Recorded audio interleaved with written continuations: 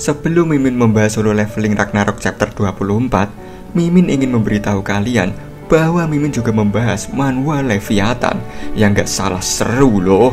Pokoknya wajib banget kalian tonton, dijamin seru abis lur.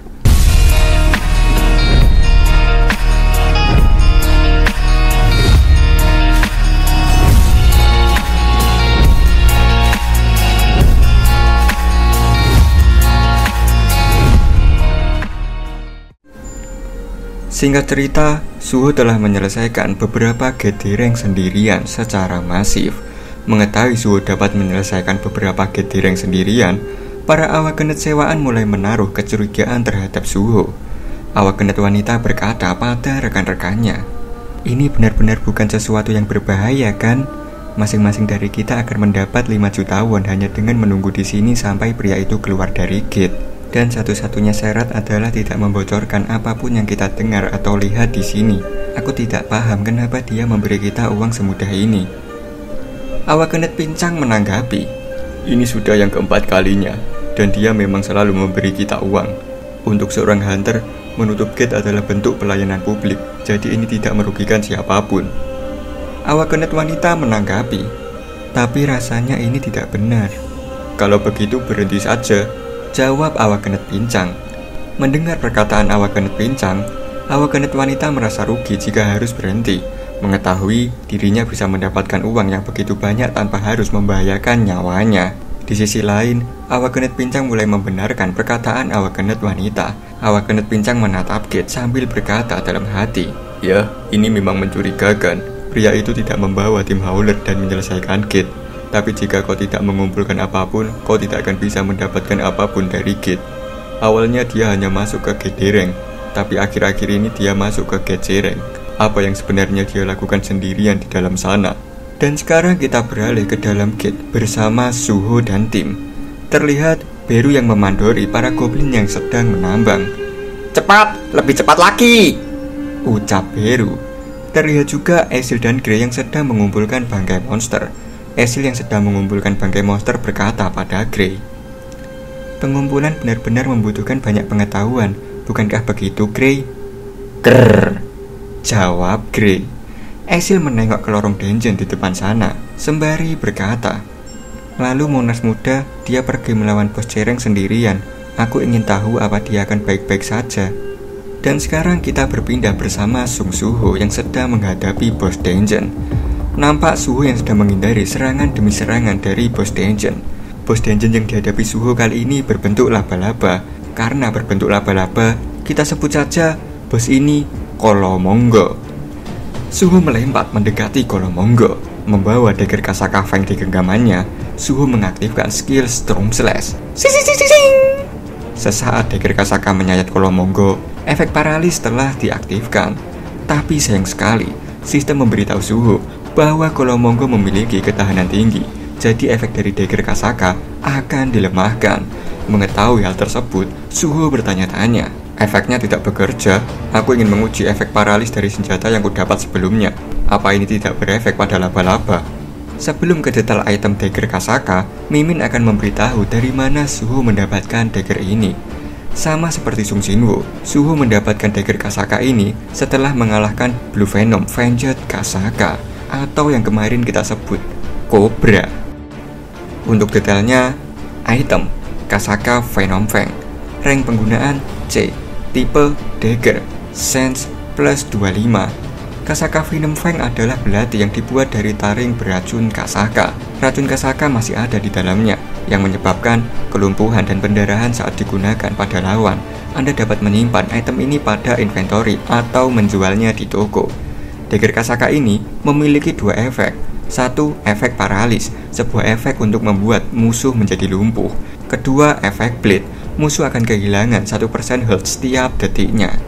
Ketika menyadari daggernya tidak mempan, Suho melemparkannya ke Kolomonggo dan melompat ke atasnya sambil mengepalkan tangan siap menyerang. Brawa! Tinju gila Suho tepat mendarat di wajah Kolomonggo.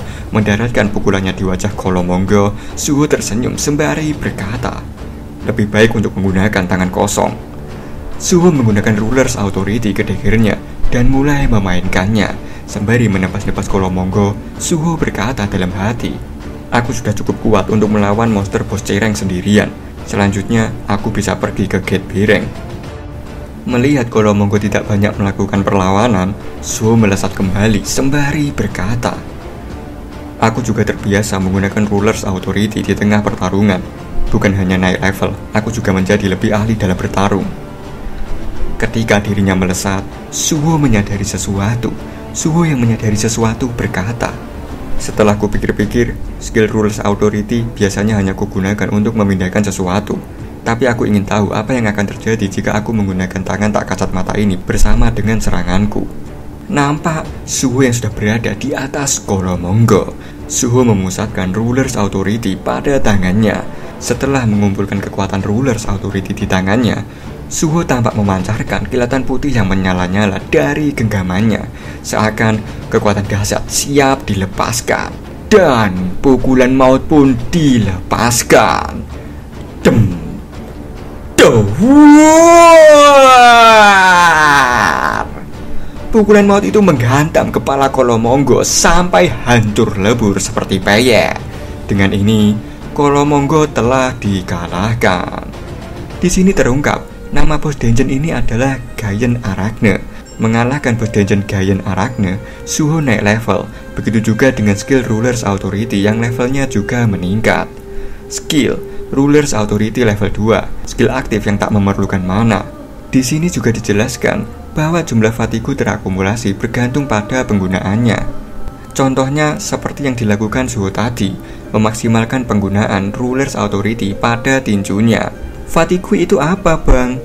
Fatigu dalam bahasa Indonesia itu kelelahan. Jadi semakin Suho memaksimalkan penggunaan Rulers Authority, maka tingkat kelelahannya akan semakin tinggi juga. Suho yang tergeletak di atas Giant Arachne berkata, "Kurasa aku perlu konsentrasi untuk menggunakannya seperti itu. Aku jadi lebih cepat lelah, akan sulit untuk menggunakannya terus-menerus." Nampak Esil dan Grey melihat Suho yang telah kembali dari ruang bos. Suho yang berjalan menghampiri rekan-rekannya berkata dalam hati, "Ada banyak cara untuk bertarung pada bagaimana aku menggunakan Rulers Authority." Melihat Suho kembali tanpa luka yang parah, rekan-rekannya berkata, "Apa kau mengalahkan monster boss?" Tanya Esil. "Ya, aku menang," jawab Suho. Beru yang sedang mengunyah magic crystal berkata, "Sekarang kau bisa melakukannya sendirian tanpaku. Aku sangat terkesan." Suho menanggapi, "Beru, kau bisa pergi dan melahap magic essence crystal." Beru menjawab, "Kami sudah mengumpulkan semua material dari monster." "Kerja bagus semuanya," ucap Suho. Suho langsung membuka store window dan menjual beberapa material monster untuk mendapatkan gold. Mengetahui fitur store window, Suho berkata, "Pada store window aku bisa menjual material yang kita ambil. Praktis sekali." Di saat Suho sedang menjual itemnya, Beru berkata, "Dibandingkan dengan hunter manusia lainnya, aku rasa kamu sudah hampir mencapai Bireng." Suho menanggapi, "Benarkah? Itu tidak mengejutkan karena aku naik level 8 kali." Inilah status Suho sekarang. Terlihat saat ini level sudah mencapai level 28. Untuk stat lainnya, kalian baca-baca sendiri ya, Lur. Beru menunjuk Esil dan Grey sembari berkata, "Aku merasa seiring kau menjadi lebih kuat, mereka juga semakin kuat." Esil menanggapi, "Aku memang merasa semakin kita bertarung, semakin banyak kekuatanku pulih. Bagaimana aku bisa memulihkan kekuatanku tanpa mengonsumsi darah?" Suho menanggapi, "Tunggu, mengesampingkan itu, kalian berdua sekarang memiliki level. Sistem menunjukkan Esil level 19, Grey level 17. Mendengar perkataan Suho, Esil bertanya, "Kami memiliki level? Itu aneh. Kami bukan player sepertimu atau Tuan Jinwo." Mendengar perkataan Esil, Suho bertanya, "Apa kau juga melihat status window?" Esil menjawab, "Kurasa tidak." Mengetahui Esil dan Grey memiliki level, Suho mulai berpikir, meski mereka tidak bisa menginvestasi poin stat, apa stat mereka meningkat pada saat naik level. Bagus jika sekarang mereka bisa menjadi lebih kuat. Tapi penerus dan sistem teammate masih ada banyak teka-teki yang perlu diselesaikan. Setelah memikirkan hal tersebut, Suho berkata pada timnya, "Kalau begitu, haruskah kita memeriksa apa sekarang kalian bisa naik level?" Esil bertanya, "Apa? Bagaimana caranya?" Suho menjawab, "Bagaimana lagi? Kau mungkin akan naik level setelah melakukan beberapa raid." Mendengar perkataan Suho, Grey dan Esil sangat terkejut. Esil yang terkejut berkata, "Kita sudah melakukan 2 raid, tapi kita akan melakukannya lagi." Melihat Esil dan Grey mengeluh karena kelelahan, Suho memutuskan untuk pergi ke Shadow Dungeon. Memasuki Shadow Dungeon, Suho berkata, "Kalau begitu, kita bisa urus nanti. Ayo kita selesaikan dulu quest harian." Mendengar Suho meminta untuk menyelesaikan quest harian, Grey dan Esil nampak lemes. Beru pun berkata ke Suho, "Munas muda, kau harus hati-hati agar tidak kecanduan akan sesuatu." Namun, sesaat mereka memasuki Shadow Dungeon, mereka dikejutkan oleh sesuatu yang tiba-tiba muncul di hadapannya. Sebuah red gate telah muncul di Shadow Dungeon. Esil berteriak, "Ada gate di dalam Shadow Dungeon." Suho berkata dalam hati, "Panas sekali, apa ini berasal dari dalam gate?" Suho bertanya ke Beru, "Beru, apa gate bisa muncul di dalam Shadow Dungeon?" Beru menjawab, "Aku juga tidak yakin soal itu." Kelunding! Notifikasi sistem muncul dan menginformasikan bahwa Suho mendapatkan Urgent Quest. Urgent Quest Dimensional Crack. Sebuah retakan dimensional terdeteksi. Masuki gate yang terhubung dan singkirkan penyebab retakan dimensional. Melihat notifikasi itu, Suho berkata dalam hati, "Urgent Quest?" Mengetahui sebuah quest telah muncul, Suho malah tersenyum. Suho melemparkan jubah tahan panas ke rekan-rekannya sembari berkata, "Baiklah, Esil, Grey, ambil ini." Setelah melemparkan jubahnya, Suho berkata, "Bagus, lagi pula aku ingin kembali melakukan raid. Kebetulan sekali. Ayo masuk ke dalam gate."